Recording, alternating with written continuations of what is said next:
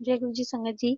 जैसा कि हम सब जानते हैं कि गुरु जी महाराज जो हैं, जब वो प्रेजेंस में थे तब वो हमेशा और आज भी वो आर्मी वालों को, डॉक्टर्स को बहुत ही प्यार करते हैं। उस टाइम के जो एक कर्नल थे दीपेंद्र शेखर चटर्जी जो हैं गुड़गांव के, उनके सत्संग हम लेके आए। उनके बहुत सारे सत्संग हैं जो कि दिव्य आभा में प्रिंटेड हैं। मैं उन्हीं में से जो कुछ सत्संग आपको सुनाती हूँ। जैसे कहते हैं कि गुरु महाराज ने कैसे कैसे उनके साथ अलग अलग जो है उनको ब्लेस किया। बहुत सारे वो गुरु महाराज उनके, और जितने हम दूसरों के लिए करते हैं, गुरु महाराज हमारे साथ जुड़े हुए उनके मित्रों को और सबको, हर एक को ब्लेस करते हैं। गुरु जिससे भी, तभी तो संगत जी कहते हैं ना कि हमेशा अपने सत्संग को शेयर करना चाहिए कि गुरु जी हमारे साथ, हमको तो ब्लेस करते ही करते हैं, हमारे साथ जुड़े हुए सब लोगों को भी वो अपने आप ही ब्लेस कर देते हैं। इसे जरूरी नहीं है आपके फैमिली के सब लोग गुरुजी महाराज को जाने, या आप सब मानते हो, या फ्रेंड्स हैं वो भी आपके गुरुजी को मानते हो तभी ब्लेस करेंगे। वो हमारे साथ जुड़े हुए हर बंदे को ब्लेस करते हैं, सबका कल्याण करते हैं। तो इसलिए हमें गुरुजी का मंत्र जाप करते रहना चाहिए। हम अरदास करें या ना करें, गुरुजी महाराज हमारे साथ जुड़े हुए सब लोगों को ब्लेस करते हैं। कर्नल दीपेंद्र जी का सत्संग हम पढ़ते हैं कि कैसे उन्होंने उनको ब्लेस किया। नवंबर 1984 में गुरुजी के संपर्क आने के पश्चात मैं अपने अपने आप को अति सौभाग्यशाली मानता हूँ। संसार में जब तक अनेक बार मुझे और मेरे मित्रों ने, परिचितों को गुरुजी का आशीष मिला है, और मैं उनसे कुछ कुछ बातें जो हैं, कुछ यादें जो मैं उनको बता रही हूँ। जैसे कि कैसे गुरुजी महाराज ने मेरे को, मेरे परिवार को और मेरे साथ मेरे फ्रेंड्स को भी ब्लेस किया। गुरुजी को जब मैं पहली बार मिला था तो एक स्कूटर दुर्घटना में मेरी पत्नी के कंधे का जो जॉइंट है वो टूट गया था। पता लगा कि चंडीगढ़ में एक महापुरुष रह रहे हैं जिनके पास पीजीआई जैसे विख्यात संस्थान के चिकित्सक, जो डॉक्टर्स हैं, अपने असाध्य रोगियों को भेजते थे। डॉक्टर्स तक ही उनको, पीजीआई के डॉक्टर्स जो थे वो उनको, अपने जो पेशेंट्स थे उनको गुरु महाराज के पास भेजते थे, जिन्हें वो लगता था कि वो नहीं ठीक पाएंगे, कि गुरु महाराज जी उनको ठीक कर देंगे। हम उनके पास पहुंचे उस समय, अब तक वहाँ का 22 वर्ष का समय हमने उन महापुरुष के चरणों में ही बताया है। तब से आज तक मैं उनको, गुरु महाराज की ही ध्यान करता हूँ। जब हमें उनके पास प्रातः 4 बजे पहुंचे तो उन्होंने मेरा हाथ और अपने हाथों में ले लिया। मुझे ऐसा प्रतीत हुआ कि मेरे शरीर में अमृत का प्रवाह हो गया है। गुरुजी ने मुझे बताया कि एक मुखी रुद्राक्ष धारण किया हुआ है। उन्होंने यह भी कहा कि उस पर एक शिवलिंग बना हुआ है, जिसका मैंने विरोध किया, क्योंकि मैंने कभी नहीं देखा था कि मैंने जो रुद्राक्ष पहना हुआ उसमें कोई शिवलिंग था। फिर उन्होंने बड़ा ध्यान से हाथ से गंभीर लेके उसे गंभीरता से देखने लगी, मुद्रा बनाई, और फिर मुझे उस पर शिवलिंग देखने को कहा। वास्तव में वहां पे शिवलिंग था, जो कि आज तक मुझे कभी नहीं दिखा। उसी दिन जब गुरु महाराज ने दिखाया तभी मुझे वो शिवलिंग दिखा। जय गुरु जी, शुक्राना गुरु जी। एक बार उन्होंने मुझे अपने रुद्राक्ष, जैसा कि संगत जी हम सबको पता है कि गुरु जी महाराज अपने टाइम पे कई जो रोगी होते थे उनको रुद्राक्ष के में अपने जो एक जल प्रसाद जो है, अमृत, जिसका अमृत कहा जाता था, वो पिलाया जाता था। उससे वो कई लोगों का, रोगों का उपचार करते थे। उस समय कर्नल जी को भी 2 वर्ष में वो आंत शिव से पीड़ित थे, जिसमें बहुत दस्त होते थे। गुरु जी मुझे पीने के लिए अमृत दिया और फिर घर जाने को कहा। उस दिन मैं अपने कार्यालय नहीं जा सका, क्योंकि उस दिन मुझे 24 बार शौच जाना पड़ा। शाम को जब गुरुजी ने फोन करके मेरे स्वास्थ्य के बारे में पूछा तो मैंने उनको बताया कि मेरी स्थिति अत्यंत असहनीय है। उन्होंने उसका प्रतिकूल दृष्टिकोण लेते हुए कहा कि यह अच्छे चिन्ह है, रोग शरीर से बाहर निकल रहा है। इसलिए अगर जब कोई परेशानी हो संगत जी तो घबराए ना। कई बार गुरुजी महाराज हमारे जो कष्ट है उसको दूर करने के लिए, कुछ अगर प्रॉब्लम होती है तभी वो कहते हैं गुरुजी कि ये परेशान ना हो आगे, क्योंकि वो जब कष्ट काटते हैं, हमारे कोई रोग दूर होता है तो वो उसको ठीक होने के लिए थोड़ा सा टाइम लगता है, तो कई बार वो थोड़ा सा बढ़ जाता है, फिर उसके बाद वो गुरु महाराज से ठीक कर देते हैं। चलिए अभी हम कन्नड़ जी का सुनते हैं। अगले दिन जैसे ही मुझे लगा कि मैं स्वास्थ्य हूँ, और मैंने गुरु जी को बताया, उन्होंने कहा कि अभी रोग शेष है, वे अगले दिन ठीक हो जाएगा, और वो अपने पास बुलाया। जब मैंने उनके पास पहुंचा तो उन्होंने अपने रुद्राक्ष और एक चम्मच से मेरी नाभि को छुआ। छूते से ही ऐसा प्रतीत हुआ कि मुझे बिजली का तेज झटका सा लगा और मैं गिर गया। उन्होंने मुस्कुराकर कहा कि अब रोग ठीक हो गया है। उस बिजली के झटके के बाद वह रोग मुझे आज तक नहीं हुआ। शुक्राना गुरुजी, अंतम शुक्राना। कैसे गुरु महाराज हमेशा अमृत रस पहले जब हम अपने टाइम पे होते थे, गुरु महाराज के साथ संगत को जो है उनकी बीमारियों को वो जल प्रसाद से, जो कि रुद्राक्ष की माला ग्लास में वो डाल के वो जल प्रसाद अमृत बनाते थे, उसे भी पिलाकर कईयों को ठीक करते थे। कईयों को चम्मच से, जो कि एक उनका ऑपरेशन थिएटर एक रूम था, उसे ऑपरेशन थिएटर कहा जाता था, और चम्मच से वो उनका इलाज करते थे। तो ये एक सच्ची घटना है जो कि कन्ना अंकल के साथ हुई थी। और एक और उन्होंने अपना सत्संग शेयर किया है जिसमें उनकी पत्नी को चिकित्सा हुई थी। मेरी पत्नी बबली का उपचार करने के लिए गुरुजी एक शनिवार की संध्या को हमारे घर पहुंचे। उनके निर्देशानुसार साबुत उड़द की दाल की 3 रोटियां बनाई गई। आधी रोटी को शौचालय में डालकर जल प्रवाहित कर दिया। शेष 2.5 रोटी को उन्होंने बबली के कंधों पर रखकर कुछ उच्चारण किया और मेरे हाथ पे देकर बोले कि यह एक काले कुत्ते को खिला दो। मैं भौचक्का हो गया। रात्रि के 9 बजे एक साथ स्वच्छ छावनी क्षेत्र में आवारा कुत्ता, वह भी काला, मिल पाना अत्यंत ही कठिन था। मैंने अपनी शंका गुरुजी को बताई। गुरुजी ने अपने शांत स्वर में मुझे नीचे बाहर जाने को कहा। मैं अचंभित हुआ जब नीचे जीने में ही मुझे एक काला कुत्ता मिल गया। उस समय बबली का रोग भी समाप्त हो गया। एक दिन जब गुरुजी हमारे घर आए तो घर पर अनेक अतिथि आए हुए थे। मेरी पत्नी ने बीच में एक बादाम का कटोरा रखा हुआ था। अचानक गुरुजी ने अपनी मुट्ठी में भरकर बादाम उठाए और सब अतिथियों को कहा, लो अखरोट खाओ, पिस्ता खाओ, किशमिश खाओ, कहते हुए बांट दिए। और हैरानी की बात तो ये है संगत जी कि गुरु महाराज ने जो जो नाम लिए थे और जिसको जो जो नाम देके उन्होंने वो बादाम पकड़ाए थे, वो वही वही फ्रूट हो गए थे। जैसे कि जिसको अखरोट बोला कि अखरोट खाओ, उनके हाथ में अखरोट आ गया, और पिस्ता खाओ तो उनके हाथ में पिस्ता आ गया। देखिए गुरु जी महाराज के कैसे करिश्मे थे। लेकिन उस टाइम की संगत को ये पता ही नहीं था। जैसे आज हम गुरु महाराज की आज हम पे असीम कृपा है, बहुत सारे करिश्मे होते हैं कि लेकिन हमें मुंह में या माया में, मुंह तो नहीं कह सकते, माया में डाल के रखते हैं। ऐसे गुरुजी महाराज हमारे सामने होते हुए हमें भी बहुत चीजें बताते हैं, हमें दर्शन देते हैं, लेकिन हमारे सामने होते हुए हमें कहीं नहीं बताते। जब वो चीजें हो जाती हैं, जब ध्यान देते हैं, तो हमें पता चलता है अरे गुरुजी महाराज की ये कृपा है। एक और उनका सत्संग है अक्षमता का निदान। मेरे एक जवान नायक आनंदन का बाधा दौड़ में पीठ पर गहरी चोट पड़ लग गई थी। जवान का उपचार तो हुआ था, उस चोट के कारण वह सेना से सब कार्य करने में अक्षम हो गया था। उसे सैन्य सेवा से निवृत्त कर घर भेजा जा रहा था, क्योंकि उसकी पीठ पे चोट लगी थी और अब वो कुछ कर नहीं सकता, तो उसके लिए छुट्टी में कहा कि वो घर चले जाए। मैं उसे प्रातः 4 बजे गुरुजी के पास ले गया। उनमें है उसे स्वास्थ्य करने के लिए प्रार्थना की। गुरुजी ने मुझसे प्रश्न किया कि यदि उन्होंने उसे रोग मुक्त कर दिया तो उसके कर्म कौन समाप्त करेगा। इस अवस्था में वह अगले जन्म विकलांग रूप में जन्म लेगा। मैं विस्मित अवश्य हुआ था, पर मैंने गुरुजी से प्रार्थना की कि वह अपने तप से उसके कर्म नष्ट कर दे। गुरुजी मुस्कुराए। उन्होंने आनंद को लेटने को कहा। फिर उन्होंने उसे छूकर एक अत्यंत भयानक मुद्रा बना ली, उस जैसे वह किसी को डांट फटकार कर रहे हो। नीचे लेटा हुआ आनंदन भी बच्चे की भांति धीरे धीरे सिसक कर रो रहा था, और मैं आश्चर्यचकित था कि उन्होंने आनंदन को उठकर अपने शरीर पर वे सब पट्टियां उतारने को कहा। उन्होंने यह भी कहा कि उसे स्वस्थ होने में समय लगेगा और दूसरे दिन उसे पुनः लेकर आऊं, ऐसा मुझे कहा।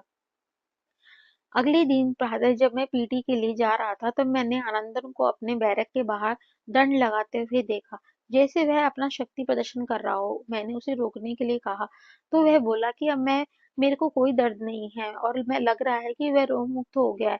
मैंने उससे गुरुजी के अगले दर्शन तक ये सब बातें गोपनीय रखने को कहा कि किसी को मत बताना।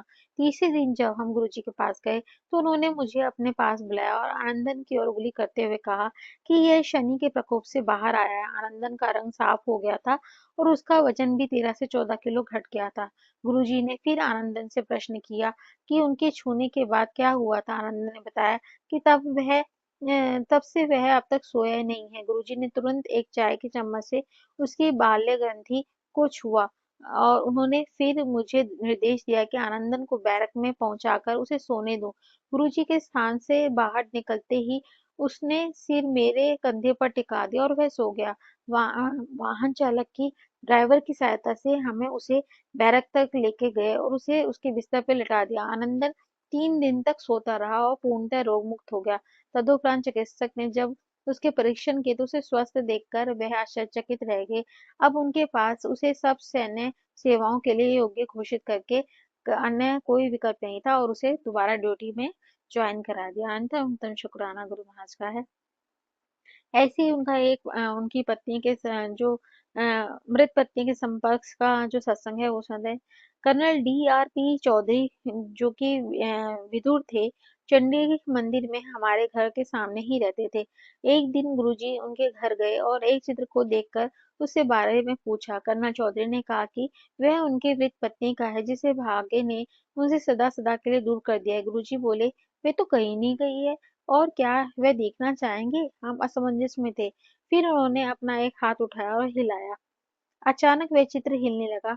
फिर वह मेज जिस पर चित्र रखा हुआ था और उसके बाद एक-एक करके कमरे की सब वस्तुएं, अलमारी, बिस्तर सब कुछ केवल भूमि को छेड़कर फिर धीरे-धीरे सब शांत हो गया। गुरुजी पुनः बोले, वह उन्हें और अपने पुत्र को छोड़कर कहीं नहीं जा सकती। वह इधर ही हैं। उन्होंने बता दिया कि उनकी वाइफ उन्हीं के साथ ही है, उनकी आत्मा उनके पास ही है। अगला सत्संग है, उन्हें मारने की आवश्यकता नहीं थी। गुरुजी महाराज सब जानते हैं, जब हम हमारे पास हो ना हो। गुरुजी महाराज जब आश्रम में भी थे तब भी हमारे बारे में जानते थे। ऐसा एक सत्संग है अंकल जी का। एक शाम को गुरुजी महाराज हमारे घर में आए थे। उस संगत में आसपास के कई लोग भी आए हुए थे। कर्नल चौधरी मेरे से अकेले में बात करना चाह रहे थे। दूसरे जिनका अभी बताया था ना मैंने कि कर्नल चौधरी जो जिनके बेटे और वो थे जिनकी वाइफ मर गई थी। तब कर्नल चौधरी वही कर्नल चौधरी मेरे से अकेले में बात करना चाह रहे थे। दूसरे कमरे में जाने पर बोले कि उन्होंने अपने पुत्र टिल्टू को जब गुरुजी के पास आकर आशीर्वाद लेने को कहा तो उसने उत्तर दिया कि संतों के पास जाने की आयु तो उनकी है, वह तो संगीत सुनना चाहता है। इस बात पर कर्नल चौधरी को क्रोध आ गया और उन्हें उसे चाटा मार दिया। वह चाह रहे थे कि मैं जाकर उसे समझाऊं कि वो हमारे साथ मंदिर चले, बड़े मंदिर। मैंने उत्तर दिया कि स्थिति को थोड़ा शांत होने दें, उसके बाद मैं उसे समझाऊंगा। उसके बाद हम गुरुजी के चरणों में आकर बैठ गए, जैसे कुछ हुआ ही ना था। गुरुजी ने कर्नल चौधरी की ओर देखा और बोले कि अब पुत्र को बड़ा हो गया है, उसे मारने की क्या आवश्यकता थी। उसी क्षण टिल्टू ने कमरे में प्रवेश कर गुरुजी के चरण स्पर्श किए। इस सत्संग से हमें चलता है कि गुरुजी महाराज को सब पता होता है, चाहे हम उनके सामने हो या ना हो। हर पल के हर क्षण की हम क्या कह रहे हैं, हमारे बच्चे क्या कह रहे हैं, उन सबके बारे में गुरुजी महाराज को पता है। इसे आप किसी की भी तभी गुरुजी महाराज कहते हैं किसी की चिंता ना करो, मैं बैठा हूँ। चाहे वो हमारे बच्चे हों चाहे हमारे अपने हों, हमें हर लोग हर टाइम सोचते रहते हैं पर गुरुजी महाराज सबके अपना ध्यान रखते हैं उनका। हम क्या ध्यान रखेंगे, गुरुजी महाराज हमेशा हमारा हमारे बच्चों का सबका ख्याल रखते हैं। अंत शुक्राना गुरु महाराज। चलिए अब अगला सत्संग सुनते हैं। बौद्धिक प्रेरणाएं। पहले गुरुजी अमृत बांटा करते थे। प्रत्येक भक्त को एक गिलास मिलता था और अपने भाग का एक गिलास भी पी चुका था। उस दिन मैंने गुरुजी के निकट बैठा हुआ था। अचानक मेरे मन में विचार हुआ कि यदि गुरुजी मुझे एक और गिलास देते तो ये निश्चित हो जाए कि वो मेरे मन की बात जान पढ़ सकते हैं। उस समय गुरुजी किसी और को गिलास दे रहे थे। वे रुके और उन्होंने वह गिलास मुझे थमा दिया। 15 मिनट उपरांत मैंने सोचा कि शायद ये बाई चांस की बात होगी कि उन्होंने मुझे ये इशारा दिया। एक बार और मिल जाएगा तो मुझे पूरा विश्वास हो जाएगा कि वो मेरे मन की बात पढ़ रहे हैं। वह उसी समय रुके और फिर मेरी ओर देखकर बोले, लो ये गिलास भी तुम स्वयं ही पियो। पहले गुरुजी का कोई स्पर्श नहीं कर सकता था, भक्त दूर से ही प्रणाम करते थे। एक बार जब मैं उनके पास बैठा हुआ था तो मेरे मन में विचार आया कि मैं उनसे मिलकर अति भाग्यशाली हूँ, पर कितना अच्छा हो कि यदि गुरुजी मुझे अपने चरण स्पर्श करने दें। उन्होंने उसी क्षण मेरी ओर देखा। अगले दिन दोपहर को वे हमारे घर आए और बिस्तर पर लेटने की इच्छा प्रकट की। प्रसन्नता पूर्वक मैं उनके अंदर शयन कक्ष में ले गया। उन्होंने लेटकर प्रश्न किया कि क्या घर में घी है। मैंने हामी भरने पर उन्होंने मुझे उसे अपने पैर की मालिश करने को कहा। उस समय तक मैं पिछले दिन की मनोकामना को भूल चुका था कि मैंने मन में ये सोचा हुआ था। आधे घंटे बाद उन्होंने पूछा कि क्या मैं जा सकता हूँ। तब मुझे आभास हुआ कि ओह ये तो मेरी कल मैंने यही इच्छा की थी कि मैं गुरुजी महाराज के चरण स्पर्श करूं और गुरुजी महाराज वो हमारी इच्छा पूरी करने के लिए खुद स्वयं ही हमारे घर आ गए। ऐसे थे गुरुजी महाराज, ऐसे हैं अभी भी गुरुजी महाराज, ऐसे ही अलग अलग सत्संग होते हैं कहीं कहीं सत्संग में। आपके साथ क्या गुरुजी महाराज ने सत्संग किया, आप वो भी जरूर शेयर कीजिएगा। जो भी आपके साथ सत्संग हुआ है वो हमें लिख कर या ऑडियो फॉर्म में आप भेज सकते हैं। एक और अंकल का दूसरा सत्संग सुनते हैं। जब वो 42 वर्ष में आसपास होगा तब मुझे निकट की वस्तु धुंधली दिखने लगी। मैंने गुरुजी से अपनी दृष्टि ठीक करने को निवेदन किया तो वे बोले कि यह तो आयु के साथ होता ही है। पर मैंने पुनः उनसे अपनी दृष्टि ठीक करने का आग्रह किया। मुस्कुराकर उन्होंने मुझे लेटने के लिए कहा। उन्होंने मेरी आंखें के पास अब पहले माचिस की तीली जलाई और फिर एक चाय के चम्मच से जल लेकर मंत्रोच्चार करते हुए वह मेरी आंख में डाल दिया। तुरंत ही मुझे साफ दिखाई देने लगा। उन्होंने कहा कि अब 2 वर्ष तक मुझे कोई कठिनता नहीं होगी। उसके बाद प्रकृति अपना कार्य पुनः आरंभ कर देगी। उसके बाद मेरा स्थानांतरण ट्रांसफर गुवाहाटी में हो गया। तब एक दिन फिर मुझे निकट का धुंधला धुंधला पास की नजर थोड़ी कमजोर लगी। मैंने वह डायरी जिसमें कि गुरुजी द्वारा उपचार की तिथि लिखी हुई थी वह खोलकर देखा तो वह ठीक 2 वर्ष पूर्व की बात थी। गुरुजी महाराज जो कहते हैं वो होकर ही रहता है। एक और सत्संग है उनका, संभाषण जो कि मेरे रिश्तेदार ने नहीं दिया।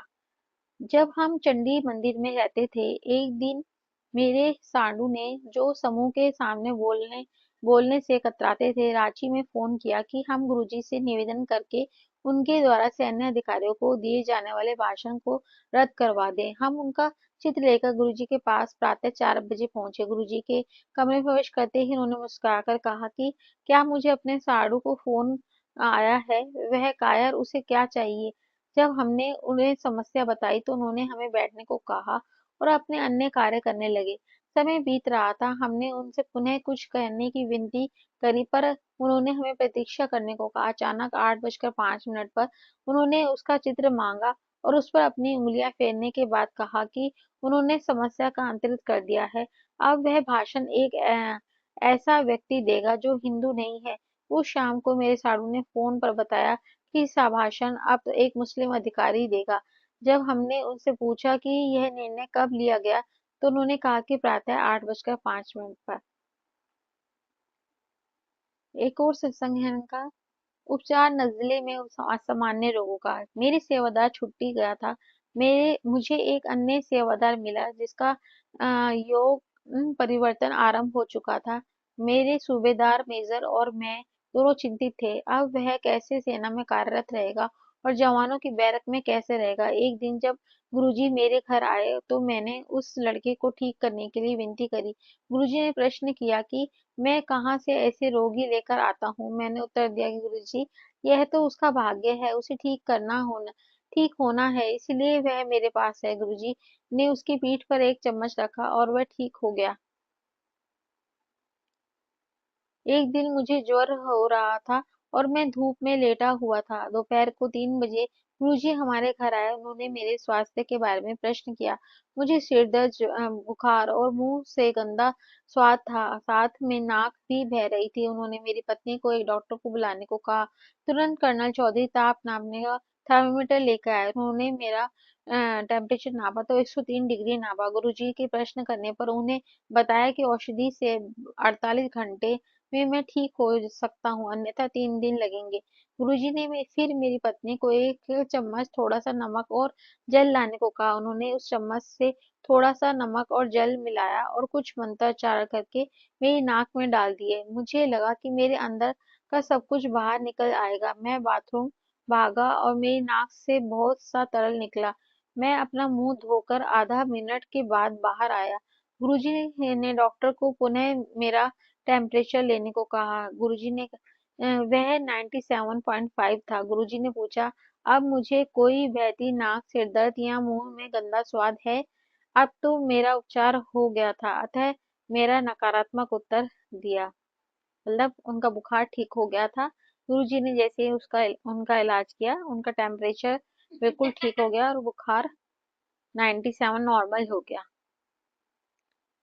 अब एक और सत्संग उन्होंने शेयर किया है। जनवरी 1985 के मध्य में गुरुजी ने कहा कि वह मेरी पत्नी बबली के जन्म दिवस 25 जनवरी को शाम को हमारे घर आएंगे। उस दिन हमारे घर में अनेक अतिथि आए। कुछ महिलाएं अपने शॉल गुरुजी को सुगंधित करने के लिए दे रही थी। गुरुजी उनको एक बार पहनकर कह रहे थे कि यह एक सप्ताह तक सुगंधित रहेगा, यह 15 दिन तक, एक मास, किसी को कह रहे थे कि एक महीने तक। मैंने उनको एक फौजी कंबल देकर पूछा कि वह कितने दिन तक सुगंधित रहेगा। गुरुजी ने मुस्कुराकर उत्तर दिया, 1 वर्ष, और वैसा ही हुआ। उस कंबल में 1 साल तक गुरुजी के गुलाबों की खुशबू आती रही। गुरुजी की फ्रेग्रेंस, जैसे संगत जी आपको सबको पता ही है कि गुलाबों की खुशबू जब आती है तो गुरुजी की फ्रेग्रेंस होती है।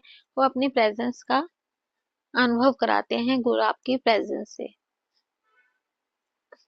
इसलिए हमें पुराने सत्संग जरूर पढ़ने या सुनने चाहिए, क्योंकि उसमें गुरुजी महाराज ने कितनी कितनी ब्लेसिंग्स दी हैं। उससे हमारा भी कल्याण होता है पढ़ने से और सुनने से। जैसे मैं पढ़ के आपको सुना रही हूँ, जो भी संगत आप सुन रहे होंगे, आपको इनसे बहुत सारी ब्लेसिंग्स होंगी। आपको क्या ब्लेसिंग मिली है वो जरूर आप डिस्क्रिप्शन में बताइएगा, या आप अपना सत्संग जरूर शेयर कीजिएगा। हम उसे भी जरूर शेयर करेंगे, जिससे सब सत्संग का, सबका, संगत जी का, सबका कल्याण होए। जय गुरु जी। चलिए अब आगे हम सत्संग करते हैं उन्हीं अंकल जी का, कर्नल जी का, देहरादून में गुरु जी के ने उन पर कैसे कृपा करी उसका। मैं देहरादून में था और पिछले 3 वर्ष में गुरुजी से कोई संपर्क भी नहीं था। अचानक एक रात को मेरे कान में अत्यधिक दर्द हुआ और मेरे कान के पर्दे फट गए। अगले दिन प्रातः जब मैं कर्ण, नासिका और कंठ विशेषज्ञ के पास गया तो परीक्षण करके उन्होंने कहा कि मेरे दोनों कान क्षतिग्रस्त हो चुके हैं, क्योंकि मैं सुन नहीं सकता था। उन्होंने यह मुझे लिखकर बताया। उन्होंने कहा कि सेना के चिकित्सक कान के नए पर्दे लगाने के लिए शल्य मतलब ऑपरेशन कर सकते हैं, पर उनकी सफलता केवल 5% ही होती है। अतः मुझे मानसिक रूप से सेना से निवृत्त होकर घर जाने के लिए तत्पर रहना चाहिए। उसी समय एक सिख सज्जन हमारे घर आए और उन्होंने कहा कि गुरुजी ने जालंधर में मेरे लिए अमृत भेजा है। उन्होंने यह भी बताया कि उनको पता है कि मुझे अब सुनाई नहीं देता है। 3-4 दिन अमृत पीने के बाद मेरे कान के पर्दे पुनः ठीक हो गए और मेरी श्रवण शक्ति भी लौट आई। डॉक्टर अचंभे में थे कि यह कैसे संभव हो सकता है। मैं देहरादून में ही था जब मुझे 1988 में सरकार से कार ऋण प्राप्त हुआ था। मैं असमंजस में था कि कार कहाँ से लूं, देहरादून, दिल्ली या कलकत्ता से। एक दिन मुझे कलकत्ता दिल्ली से कर्नल अब ब्रिगेडियर चौधरी का फोन आया कि गुरुजी तूफान की भांति उनके कार्यालय में आए थे और उन्होंने कहा कि चटर्जी देहरादून में है और कार लेने के बारे में चिंतित है। उसको बोलो कि कार उसके लिए चंडीगढ़ में प्रतीक्षा कर रही है। इतना कहकर वह बाहर निकल गए। ब्रिगेडियर चौधरी उनके पीछे भागे, पर बाहर लंबे बरामदे में गुरुजी कहीं नहीं थे। ये सोचकर कि गुरुजी संभवतः दिल्ली आए हुए होंगे, वह उनके दर्शन कर सकेंगे, उन्होंने जालंधर से में गुरुजी के निवास पर फोन किया। उत्तर देने वाले सज्जन ने कहा, गुरुजी कहीं नहीं गए हैं, वह उनके सामने बैठकर ही मुस्कुरा रहे हैं। मैंने चंडीगढ़ से ही कार ली, जैसे कि गुरुजी महाराज ने बोला था, और 2006 में बिकने तक बहुत ही अच्छी तरह चली। ऐसे करते थे गुरुजी महाराज अपने सत्संग में। चाहे आप वो संगत उनसे कितनी भी दूर हो, वो उनके स्वास्थ्य को ब्लेस करने के लिए, उनको ब्लेस करने के लिए कुछ भी कहीं पे भी पहुंचा सकते हैं, क्योंकि समय सीमा उनके लिए बाध्य नहीं है, वो तो भगवान जी है ना। चलिए एक और उनका सत्संग सुनते हैं। 13 वर्ष के अंतराल के बाद गुरुजी के दर्शन। सेना से सेवा से निवृत्त होकर 1998 में मैं अहमदाबाद में था। पिछले 13 वर्षों में गुरुजी के साथ कोई संपर्क नहीं था। जून 98 में मुझे अनिद्रा रोग ने घेर लिया था। मेरी पत्नी ने परामर्श दिया कि उनको इंसोम्निया हो गया था, नींद नहीं आती थी। गुरुजी को ढूंढकर मैं उनकी शरण में जाऊं। काफी पूछताछ के बाद पता लगा कि गुरुजी चंडीगढ़ में से जालंधर, जालंधर से पंचकुला और वहां से दिल्ली चले गए थे। मुझे उनका दिल्ली का पता मिल गया था। हमारे पड़ोसी श्री कृत भाई जी गुरुजी के से मिलने के लिए उत्सुक थे। अतः हम दोनों ने 10 जुलाई को राजधानी एक्सप्रेस में 2 बर्थ आरक्षित करा ली। 9 जुलाई को मैंने दिल्ली में गुरुजी के निवास पर हमारे आने का समाचार देने के लिए फोन किया। फोन का उत्तर देने वाले सज्जन ने पूछा कि क्या मैं अहमदाबाद से कर्नल चटर्जी बोल रहा हूँ। मेरे सहमत होने पर उन्होंने बताया कि आज गुरु पूर्णिमा के कारण गुरुजी पाठ में है, और पर उन्होंने बताया है कि शाम को 7 बजे मैं अहमदाबाद से फोन करूंगा। गुरुजी को मेरे आने के बारे में ज्ञान था, और उन्होंने मुझे 11 जुलाई को शाम 6 बजे आने को कहा। स्वाभाविक है कि कृत भाई अचंभे में थे। दिल्ली जाते हुए यह जानकर कि मैं सो नहीं पाऊंगा, मैंने अपने साथ इतिहास की एक मोटी पुस्तक रख ली थी, और यह सोचकर गुरुजी तो अपने ही हैं, मैंने 3 बजे उनके पास जाने का निर्णय ले लिया। जब हम 4 बजे सुल्तानपुर पहुंचे तो एक अनोखी घटना घटी। हमें एम्पायर स्टेट नहीं मिल पाया। कुछ देर घूमने के पश्चात मुझे समस्या समझ में आ गई। गुरुजी ने हमें 6 बजे आने को कहा था, और हम वहां 4 बजे ही पहुंच गए। मैंने कृत भाई को बताया कि मुझे समस्या पता लग गई है, अब उसका समाधान मिल जाएगा। मैं कार से उतरा और मैंने गुरुजी से प्रार्थना की, जो हो गया सो घट गया, अब वह हमें अपने पास बुला लें। एकदम एक बालक दौड़ता हुआ आया और उसने पूछा कि हमारी कार कहीं जा नहीं रही है, हमें कहाँ जाना है। फिर उसने हमें एम्पायर स्टेट का मुख्य द्वार दिखाया। एकदम मुख्य मार्ग पर, कैसे दिखाई नहीं दिया था हमें। कर वो मुख्य द्वार पर मेन एंट्रेंस पे ही खड़े थे, लेकिन उनको वो दरवाजा ही नहीं दिख रहा था। लेकिन जैसे ही उन्होंने गुरुजी महाराज से प्रार्थना की कि वो प्लीज हमें माफ कर दें, और हमें क्योंकि उन्होंने गुरुजी उन्होंने उन्हें 6 बजे बुलाया था और वो 4 बजे पहुंच गए थे, कि कोई बात नहीं, हम तो पहुंच जाएंगे, हम तो जानते हैं गुरुजी महाराज को पहले। फिर जब उन्होंने उनसे प्रेयर की तो गुरुजी महाराज ने उनको बुला लिया। घर पहुंचने पर गुरुजी ने मेरा आलिंगन किया और बोले कि मैं इतने वर्षों के बाद उनके पास आया हूँ। 21 दिन से सोया नहीं हूँ, आज सोऊंगा और लंगर ग्रहण करके जाऊंगा। लंगर के बाद हम अपने होटल के पास में वापस आ गए, और मैं वह इतिहास की पुस्तक पढ़ने लगा। शीघ्र ही मुझे लगा कि साथ वाले कमरे में कोई अगरबत्ती जला रहा है। थोड़ी ही देर में पूरे कमरे में एक अद्भुत सुगंध फैल गई और मुझे नींद आ गई। अगले दिन मैं गुरुजी के पास गया, उनके पैर दबाते हुए मैंने कहा, गुरुजी, पहले आपके चारों ओर तीव्र सुगंध रहती थी, अब वह बहुत ही हल्की है। गुरुजी बोले कि पिछले दिन जब वह मुझे सुलाने आए थे, क्या मैंने उसका आनंद नहीं लिया था? मेरा अनिद्रा का रुख समाप्त हो गया था। उसके बाद नवंबर 99 में जब मैं अहमदाबाद से उनसे मिलने दिल्ली आया, तो उन्होंने कहा कि मैं उनके पास आ जाऊंगा। सीमेंस में अपने साक्षात्कार के में इंटरव्यू में एक दिन पहले मैं गुरुजी से मिला और उनका इसका समाचार दिया। वह बोले कि मेरा चयन हो चुका है, और उन्होंने मेरी आय भी बता दी थी। मुझे उतना ही प्राप्त हुआ था जितना कि गुरुजी महाराज ने कहा था। मेरा चुनाव भी हो गया था और मुझे उतनी ही सैलरी मिली जितना कि गुरुजी महाराज ने बताई थी। गुरुजी महाराज को इससे पता चलता है कि संगत जी कि गुरुजी महाराज को हमारे बारे में सब कुछ पता है। उनको हमारा प्रेजेंट के बारे में पता है, उनको हमारे पास्ट के बारे में पता है, उनको हमारे फ्यूचर के बारे में पता है। इसलिए हमें चिंतित नहीं होना चाहिए। गुरुजी ही महाराज हमेशा फ्रेग्रेंस के रूप में हम सबको ब्लेस करने आते हैं, किसी ना किसी रूप में ब्लेस करने आते हैं। पर रोज की अगर जब भी आपको फ्रेग्रेंस आए, चंदन की आपको फ्रेग्रेंस आए, तो हमेशा ये समझिएगा गुरुजी महाराज आपके आसपास ही हैं। आपको क्या उनकी फ्रेग्रेंस आई है कभी, ये भी बताइएगा। ये तो गुरुजी महाराज के गुलाब की फ्रेग्रेंस बहुत बार अनुभव हुआ है। आपको भी अनुभव हुआ है तो कमेंट में जरूर बताइएगा संग जी। चलिए अब कन्नन अंकल का दूसरा सत्संग पढ़ते हैं कि गुरुजी महाराज लंगर और प्रसाद से कैसे चिकित्सा करते थे, कैसे इलाज करते थे। 2006 में कुछ मास में मेरी दाहिने हाथ की अंगूठी वाली उंगली मुड़ नहीं रही थी। चिकित्सकों के अनुसार अस्थिरज्जु सूख गया था और उसका कोई उपचार संभव नहीं था। उन्होंने मुझे दर्दनाशक औषधियां लेने का परामर्श दिया। जब मैंने इस बारे में गुरुजी को बताया तो उन्होंने मुझे अपनी सब अंगूठियां उतारने को कहा। अगले दिन से उसमें वेदना समाप्त हो गई थी, पर बाएं हाथ की वही उंगली दर्द करने लगी। कुछ दिनों के पश्चात जब मैंने गुरुजी को बताया, तो उन्होंने मुझे गर्म जल में उंगली डालने को कहा। ये सोचकर कि उससे उपचार नहीं हो पाएगा, मैंने उनसे पुनः निवेदन किया। उन्होंने मुझे लंगर खाने को कहा। 3 दिन लंगर खाने के बाद उस उंगली में कोई कष्ट नहीं बचा। 2000 में एक दिन सन 2000 में एक दिन प्रातः उठने पर मुझे आभास हुआ कि मेरे बाएं हाथ में कोई अनुभूति नहीं है और मैं उसे हिला नहीं सकता। मुझे पक्षाघात हो गया था।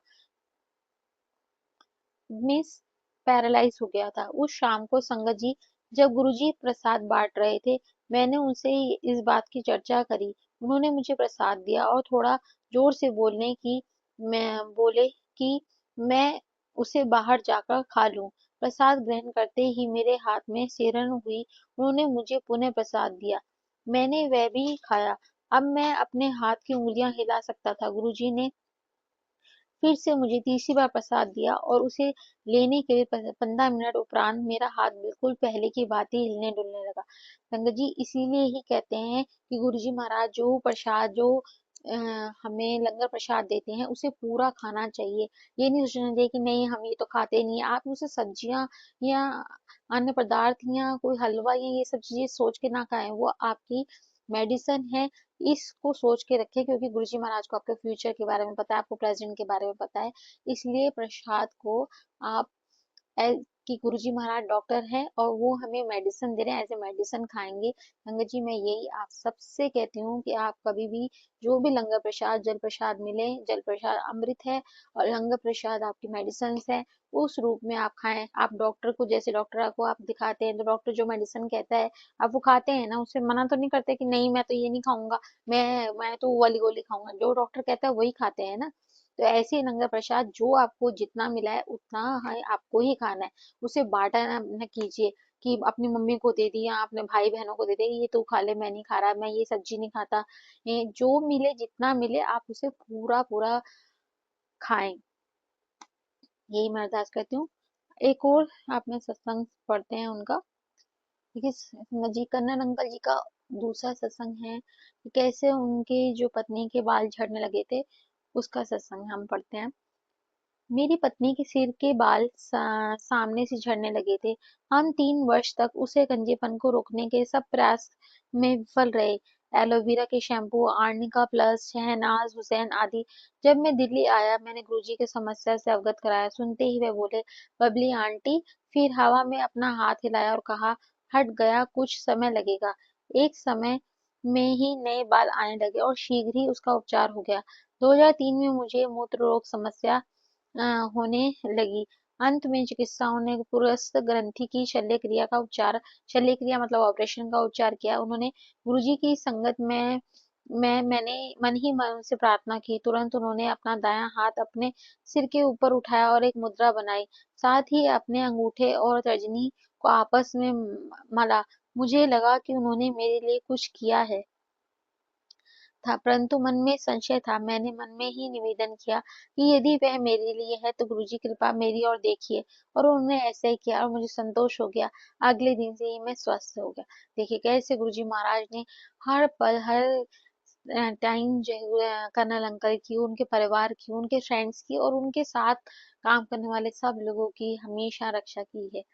अब आगे जब, क्योंकि कर्नल अंकल जो भी हैं उनके आर्मी वाले, उनके ट्रांसफर होते रहते हैं। जब कोलकाता में गए थे तब क्या हुआ था इसका सत्संग हम पढ़ते हैं। अगले 2007 के अंत में मुझे कोलकाता जाना था। लंगर के उपरांत मैं गुरुजी से आज्ञा लेकर मेरे प्रवास की अवधि में कोलकाता का वातानुकूल रखने के लिए विनती करना चाह रहा था, किंतु मैंने कुछ कहने से पूर्व वे मुझे डांटते हुए बोले, अपना कम छड़ मेरे कुछ कहने से पूर्व अ, अपना कम छड़ मेरे कोल आ जा।